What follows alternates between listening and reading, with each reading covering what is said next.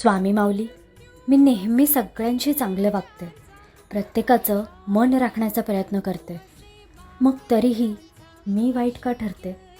चांगलं आणि वाईट हे ठरवणारे लोक आणि समाज हे असूच शकत नाहीत. ते त्यांच्या मतांचा पाऊस पाडू शकतात. तुला निव्वळ मनाच्या संयमाची छत्री घेऊन शांत उभं राहायचंय.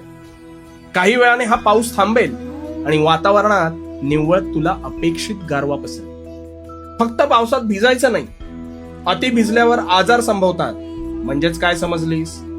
जेव्हा तुला कोणी वाईट बोलतं, तो तुझा दोष नाही, त्यांचा स्वभाव आहे, हे लक्षात घे. तू स्वतःच्या नजरेत खरी आणि प्रामाणिक असायला हवीस.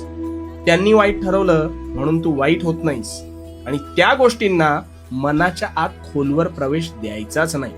म्हणजेच तुझं काम सोपं होईल. पण मग स्वामी, त्यांची मन